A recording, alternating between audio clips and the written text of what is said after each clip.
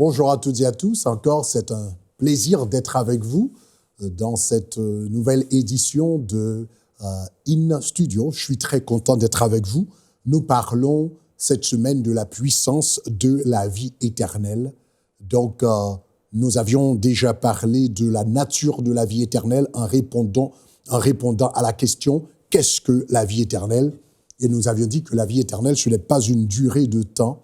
La vie éternelle, c'est la vie de Dieu même. La vie éternelle, c'est la vitalité de Dieu, la force de Dieu, le dynamisme qui maintient Dieu lui-même en vie, qu'il décide de partager avec nous à travers le Seigneur Jésus-Christ. Donc, la vie éternelle, le croyant porte 3 niveaux de vie, avions-nous dit. Premièrement, la vie bios, qui est la vie du corps, la vie psyché, qui est la vie de l'âme, et la vie zoé, qui est la vie de l'esprit. Donc, la vie zoé, c'est la vie de Dieu dans notre esprit. Dieu rentre dans notre esprit avec sa propre vie et habite et vient habiter parmi nous. Nous avions dit également que cette vie était une vie indestructible, immuable, impérissable, donc qui est très important. Voici, c'est la vie de Dieu que nous avons à l'intérieur de nous. Nous avions dit que cette vie également a un impact très fort sur le corps humain. L'apôtre Paul savait qu'il portait cette vie à l'intérieur de lui. Donc, quand il a été mordu par une vipère, il n'avait pas peur parce qu'il savait qu'il avait à l'intérieur de lui quelque chose qui était supérieur au venin du vipère. C'était la vie de l'Éternel en lui, la vie de Dieu en lui. Donc, à travers cette vie, la Bible dit que nous sommes devenus participants à la nature divine. Donc, ça, c'est l'impact de cette vie sur le corps humain. Donc, la dernière fois, nous avions commencé à répondre à cette question fondamentale. Comment manifester la vie de Dieu? Comment manifester la vie de Dieu? Et nous avions noté plusieurs principes très, très intéressants. Donc, la réponse à cette question, nous l'avons trouvée dans Luc, dans Jean, chapitre 12, n'est-ce pas, les versets 24 et 25, là où Jésus dit, en vérité, je vous le dis, si le grain de blé qui est tombé en terre ne meurt, il reste seul.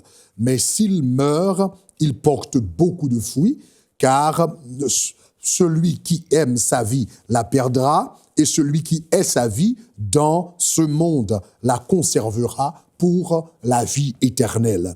Donc, je vous avais parlé du principe du brisement. Le principe du brisement. Jésus dit ici, si le grain ne tombe pas et ne meurt pas, il ne pourra pas produire la vie. Donc, nous avons la vie de Dieu à l'intérieur de nous.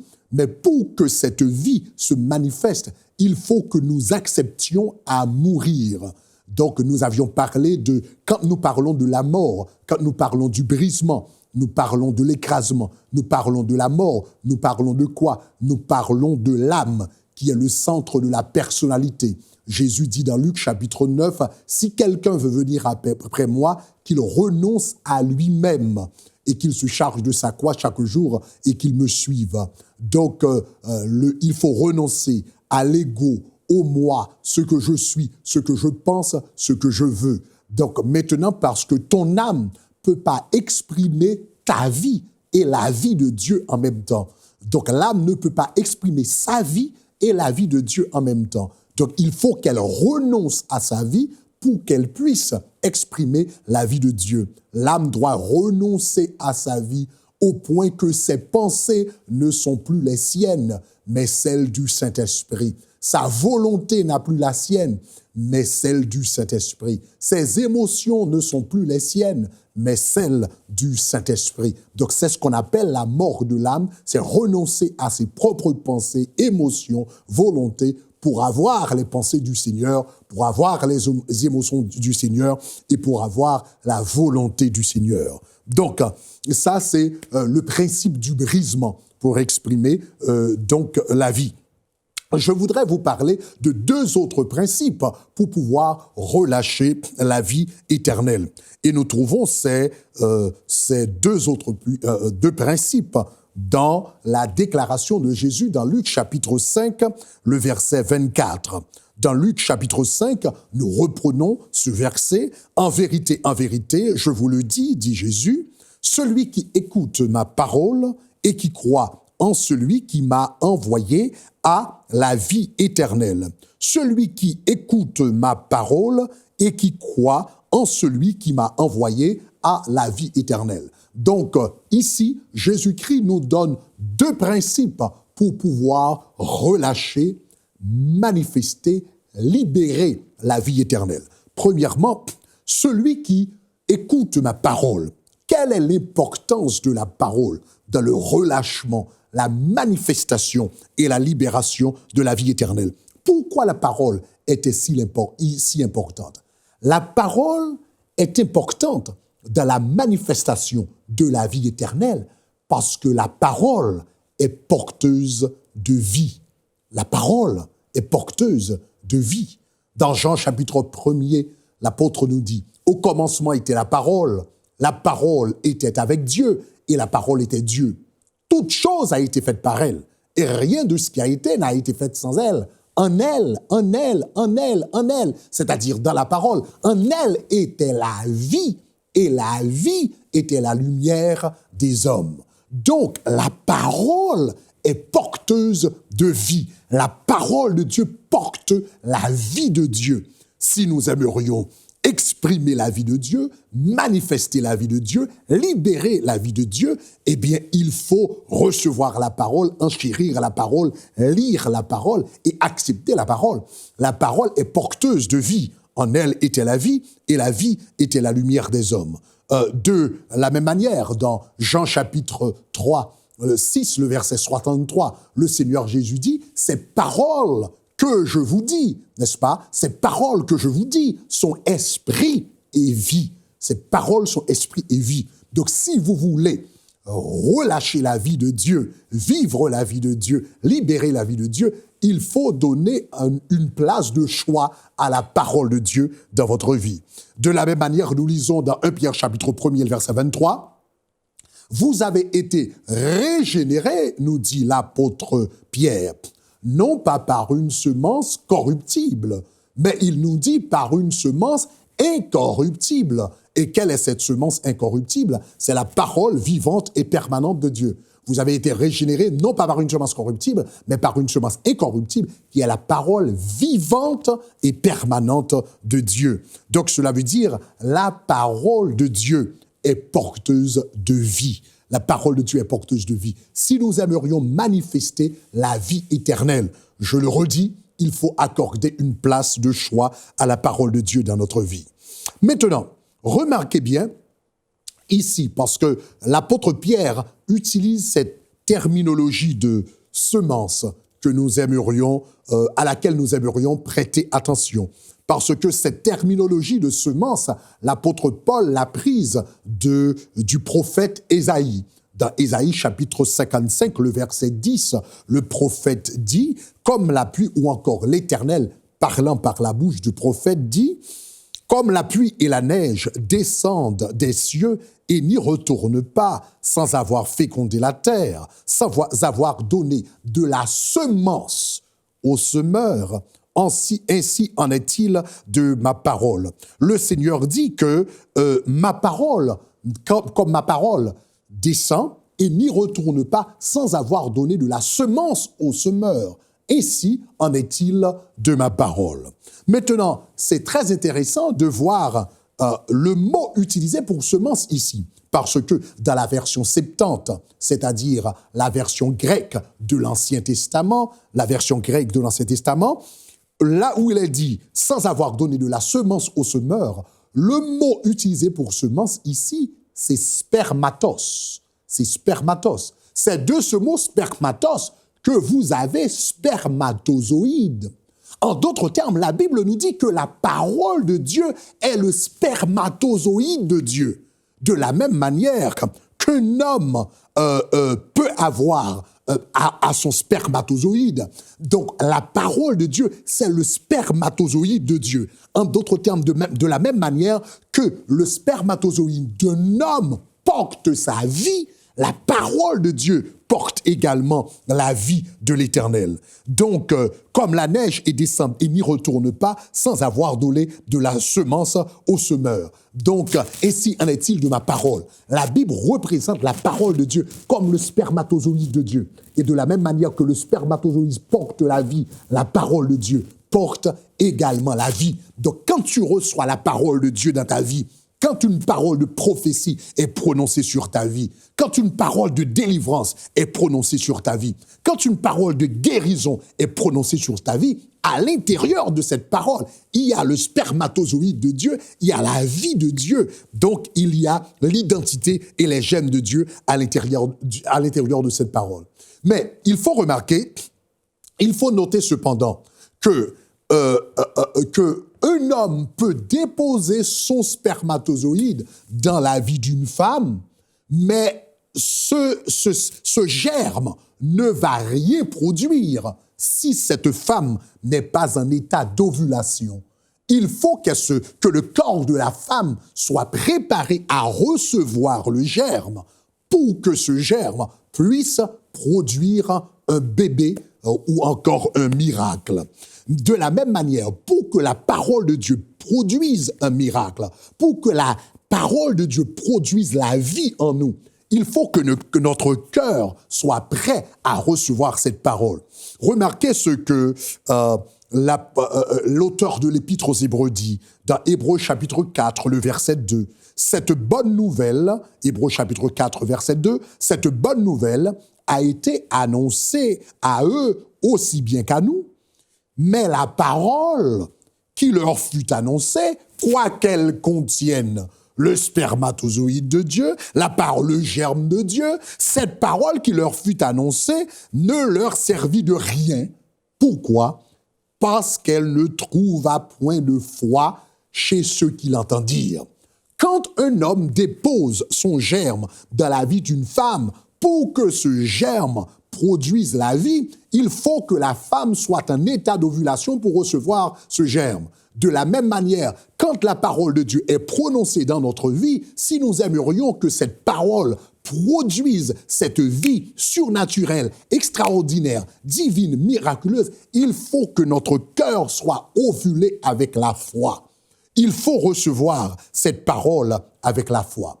Et la meilleure illustration que nous avons de la Bible, comment recevoir la parole de Dieu avec la foi, c'est la guérison d'Anne.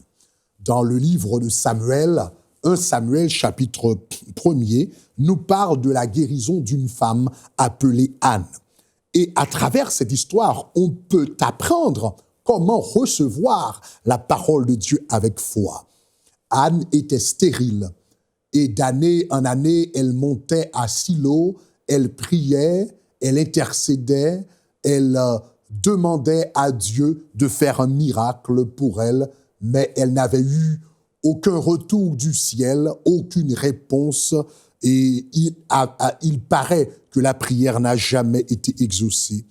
Et un jour, elle s'est présentée dans le temple et Pénina l'a gravement vexée. Prise d'une sainte colère dans le temple, elle est restée, elle a commencé à prier et elle a prié comme jamais auparavant. Donc, quand elle a commencé à prier, le sacrificateur, la voyant parler, mais aucune parole, il voyait ses lèvres se mouvoir, mais il n'y a aucune parole qui sortait de ses lèvres. Le sacrificateur lui a dit « Femme, donc il est encore tôt, fais passer ton état d'ivresse, sors de ton état d'ivresse. » Et elle a répondu « Mon Seigneur, je ne suis pas une femme ivre, je suis une femme qui a l'amertume dans l'âme.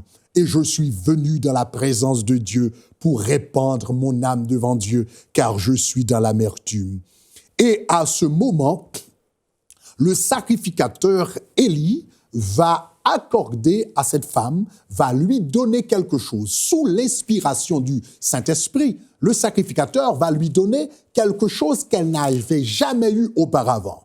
Le sacrificateur va lui donner une parole. Le sacrificateur va lui donner une parole. Et souvenez-vous que la parole est porteuse de vie. Et rappelez-vous qu'à l'intérieur de la parole, il y a le spermatos de Dieu. Il y a le germe de Dieu, il y a la semence de Dieu. Comme la pluie et la neige descendent et n'y retournent pas sans avoir donné de la semence au semeur. À l'intérieur, le sacrificateur va lui donner une parole, mais à l'intérieur de cette parole, il va avoir la semence de Dieu. Donc le sacrificateur lui donne quelque chose. Il lui dit, eh bien, femme, que ta prière soit exaucée. Que ta prière soit exaucée. Cette parole que le sacrificateur avait donnée à Anne valait plus qu'1 million de dollars, valait plus qu'un grand cadeau, valait plus qu'une maison, valait plus qu'une voiture. Le sacrificateur lui a donné une parole et à l'intérieur de cette parole, il y avait la vie surnaturelle, il y avait la vie divine, il y avait la vie extraordinaire de Dieu parce que sa parole est porteuse de vie. Je déclare au nom de Jésus que ce message que tu es en train d'écouter maintenant soit la parole que tu attendais de la part de Dieu. Que ce message au nom de Jésus de Nazareth, que ce message contienne la vie, contienne le miracle, contienne l'intervention que tu attends de la part de Dieu. Cette femme donc le sacrificateur a prononcé une parole. Maintenant, Anne a fait 4 choses par rapport à cette parole. Et je voudrais vous inviter à faire ces mêmes choses. Quand une parole est prononcée sur ta vie, si tu aimerais que cette parole se manifeste, si tu aimerais que la vie qui est à l'intérieur de cette parole, que recèle cette parole, puisse se manifester, puisse se libérer, il y a 4 choses qu'il faut faire. Les mêmes choses qu'avait faites Anne. Premièrement, nous avons noté 4 choses. Premièrement, Anne, quand le sacrificateur a prononcé la parole, premièrement, Anne a reçu la parole. Donc, si vous aimeriez que la vie de Dieu soit manifestée dans votre vie, la vie éternelle, la vie divine, la vie miraculeuse se manifeste en vous, quand une parole de prophétie, de délivrance, de guérison est prononcée sur ta vie, premièrement, il faut recevoir la parole. Quand le sacrificateur lui a dit « Femme, que ta prière soit exaucée », elle n'a pas dit bon, je ne sais pas si ma prière va vraiment s'exaucer parce que j'ai passé des années à prier, le Seigneur ne m'a jamais répondu, peut-être que le sacrificateur est en train de me consoler, peut-être que le sacrificateur est en train de me réconforter, m'encourager, il m'a dit que ta prière soit exaucée. Non, elle n'a pas dit ça. Quand le sacrificateur, lui, a dit que ta prière soit exaucée, elle a dit qu'il soit fait à ta servante selon ta parole, qu'il soit fait comme tu as dit, qu'il soit fait que ta servante. Elle a dit que ta servante trouve grâce à tes yeux. En d'autres termes, je reçois cette parole. En d'autres termes, que cette parole devienne réalité dans ma vie. En d'autres termes, que cette parole soit faite comme tu l'as dit. Donc la première chose, si vous aimeriez que la vie éternelle se manifeste en toi, la vie éternelle que Dieu a mise en toi se manifeste, quand une parole est prononcée sur ta vie, soit une parole de prophétie à travers une prédication, un mot d'encouragement, ou bien pendant que vous êtes en train de lire votre Bible, vous recevez une parole, la première chose à faire, c'est de recevoir la parole par la foi. Premièrement, elle a reçu la parole. Deuxièmement, elle s'est réjouie de la parole. Elle s'est réjouie de la parole. Parce que dans 1 Samuel chapitre 1er, la Bible dit ce jour-là, cette femme, donc après avoir été vexée par Pénina, avait passé toute la journée sans manger. Mais aussitôt que le sacrificateur lui a dit que Dieu exauce ta parole, et elle a répondu que ta servante trouve grâce à tes yeux, la Bible dit qu'elle est rentrée chez elle. Elle a pris son sac, elle est rentrée chez elle, et étant rentrée chez elle, la Bible dit qu'elle a cuisiné, elle a mangé, elle a commencé à faire la fête, et la Bible dit son visage n'était plus le même. Elle s'était réjouie de la parole. Si tu veux que la parole de Dieu porte du fruit dans ta vie, quand tu reçois une parole qui est porteuse de vie, Eh bien, premièrement, il faut recevoir cette parole. Deuxièmement, il faut te réjouir de cette parole. Quand le Seigneur te promet quelque chose, quand une parole de prophétie, de délivrance est libérée sur ta vie, a été relâchée sur ta vie, tu dois commencer à te réjouir devant Dieu avant même que tu ne vois la manifestation de cette parole. Donc, si j'étais à ta place, là où je suis en train de regarder maintenant, je bénirais Dieu pour ma guérison. Je bénirais Dieu pour le salut de mes proches. Je bénirais Dieu pour la croissance de mon ministère. Je bénirais Dieu pour l'intelligence surnaturelle qu'il est en train de me donner. Je bénirais Dieu pour la sagesse extraordinaire qu'il m'accorde pour pouvoir résoudre les problèmes qui sont devant moi. Donc, premièrement, elle a reçu la parole. Deuxièmement, elle s'est réjouie de la parole. Troisièmement, elle a fait quelque chose d'autre.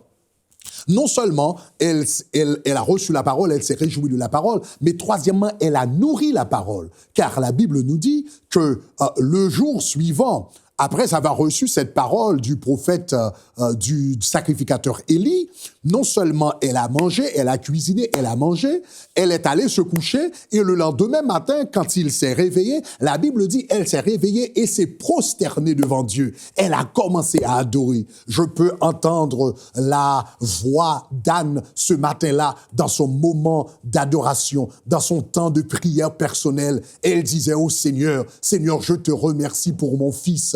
Je te remercie pour mon garçon. Ça fait longtemps, ça fait des années que j'ai prié. Je n'avais eu aucune réponse. Mais hier, Seigneur, tu as répondu à ma parole, à ma prière. Je te remercie pour ton fils. Je te glorifie pour mon fils. Je t'adore pour mon fils. La Bible dit, elle s'est réveillée le matin. Le jour suivant, elle s'est réveillée et s'est prosternée devant Dieu et a commencé à adorer le Seigneur pour le fils qu'il lui avait donné. Quand le Seigneur te donne une parole, quand une parole de prophétie, de délivrance, de grâce est lancée sur ta vie, premièrement, il faut la recevoir. Deuxièmement, il faut te réjouir de cette parole. Mais troisièmement, il faut nourrir cette parole. Comment est-ce que tu nourris la parole de Dieu? Tu nourris la parole de Dieu à travers l'adoration. Quand tu adores Dieu à travers l'adoration, à travers des actions de grâce, quand tu adores Dieu, quand tu remercies le Seigneur d'avance pour ce qu'il a déjà fait, alors que tu n'as pas encore vu la manifestation de ce miracle, tu es en train de nourrir la parole que Dieu t'a donnée. La Bible raconte dans le livre de Romains, chapitre 4, Abraham avait eu la promesse d'un fils et il a attendu près de 25 ans pour avoir cette promesse, pour voir cette promesse se manifester. Mais dans Romains chapitre 4, la Bible dit, il glorifiait Dieu. Pendant tout ce temps-là, il rendait action de grâce à Dieu. Il glorifiait Dieu. Il remerciait Dieu pour son fils. Pendant 25 années, chaque jour, à chaque occasion, à chaque moment, donc, il remerciait le Seigneur pour son fils. Donc, premièrement, il faut recevoir la parole. Deuxièmement, il faut te réjouir de la parole. Troisièmement, il faut nourrir la parole. Et quatrièmement et dernièrement, pouvoir la parole de Dieu, la vie qui se trouve dans la parole de Dieu se manifester. Il faut agir sur la parole. Il faut agir sur la parole, car la Bible nous dit dans 1 Samuel chapitre 1er que après avoir reçu la parole du prophète Élie, n'est-ce pas, elle est rentrée chez elle et elle a commencé à cuisiner, elle a mangé, son visage n'était plus le même, elle s'est réveillée le jour suivant et s'est prosternée devant Dieu. Et le texte nous dit, le soir, la soirée le soir, le lendemain, donc au soir, donc la Bible dit, elle s'est approchée d'Elkana, n'est-ce pas? Donc elle a dit, Elkana, mon frère, nous avons prié, nous avons cherché Dieu et Dieu a parlé. Donc il a dit, Elkana, maintenant c'est le temps d'agir. Donc Elkana a agi, eh bien ce soir-là, et bien agi ce soir-là. Et la Bible dit qu'elle est tombée enceinte. Et cette femme, elle est tombée enceinte. Remarquez quelque chose, il est vrai qu'elle avait agi sur la parole que le prophète, que le sacrificateur avait prononcé, puisque le sacrificateur lui avait dit que le Seigneur exauce ta parole. Mais quand elle est tombée enceinte, remarquez bien que ce n'était pas la semence d'Elkana. Est-ce que c'était la semence d'Elkana qui avait donné la vie au fils. Elle est tombée enceinte ce soir-là, et l'année suivante, elle avait un fils.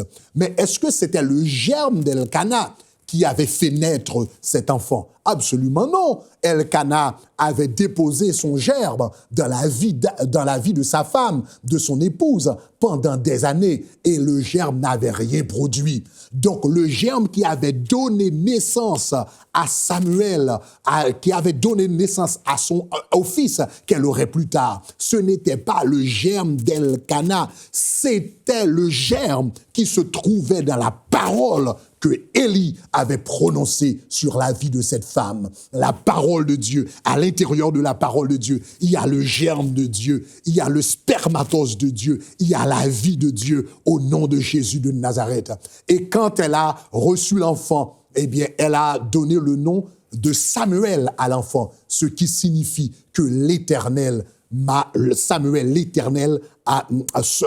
signifie ce que j'ai demandé. Je déclare au nom de Jésus-Christ à toi qui me regardes, ce que tu demandes de la part de Dieu. Je ne sais pas quel Samuel que tu es en train d'attendre de la part de Dieu. Peut-être ton Samuel, c'est un fils. Peut-être ton Samuel, c'est la guérison. Peut-être ton Samuel, c'est le salut de ton mari. Peut-être ton Samuel, c'est la croissance de ton ministère. Je ne sais pas ce que tu es en train de demander au Seigneur, mais au nom de Jésus, je relâche la parole de Dieu sur ta vie. Je relâche la guérison de Dieu sur ta vie. Je relâche la liberté et la libération de Dieu sur ta vie. Je relâche la croissance de ton ministère. Je relâche le salut de tes proches. Je relâche la santé divine. Je relâche la prospérité divine au nom de Jésus, et que ces paroles contiennent les germes de vie auxquels vous vous attendiez au nom de Jésus. Que ces paroles produisent des miracles dans ta vie et dans la vie de tes proches au nom de Jésus. J'aimerais terminer avec quelques déclarations prophétiques pour que ce miracle puisse se manifester. Répétez avec moi ces paroles. J'aimerais terminer avec ces paroles prophétiques. Mais à l'intérieur de ces paroles prophétiques, il y a la vie de Dieu. Répétez après moi que la vie Zoé de Dieu. Donc dites-le, que la vie Zoé de Dieu envahisse mon corps, envahisse mon âme, envahisse mon esprit au nom de Jésus. Dites avec moi que la vie Zoé de Dieu envahisse mon corps, envahisse mon âme, envahisse mon esprit au nom de Jésus. Encore plus fort, que la vie Zoé de Dieu envahisse mon corps, envahisse mon âme, envahisse mon esprit au nom de Jésus. Faites une deuxième prière avec moi, parce que nous sommes en train de relâcher la parole de Dieu sur ta vie. Que l'esprit qui a ressuscité Jésus d'entre les morts, dites avec moi, répétez ces paroles avec moi, que l'esprit qui a ressuscité Jésus d'entre les morts ressuscite tout ce qui est mort en moi, au nom de Jésus. Que l'esprit qui a ressuscité Jésus d'entre les morts ressuscite tout ce qui est mort en moi, au nom de Jésus. Une troisième fois plus fort. Que l'esprit qui a ressuscité Jésus-Christ d'entre les morts ressuscite tout ce qui est mort en moi, au nom de Jésus. Troisième et dernière prière. Que toute puissance de mort, de malheur et de maladie soit anéantie de ma vie, au nom de Jésus. Répétez avec moi, que toute puissance de mort, de malheur et de maladie soit anéantie de ma vie, au nom de Jésus. Une troisième fois, que toute puissance de mort, de malheur et de maladie soit anéantie de ma vie, au nom de Jésus. Je relâche la puissance de la vie éternelle dans ta vie, au nom de Jésus. Amen.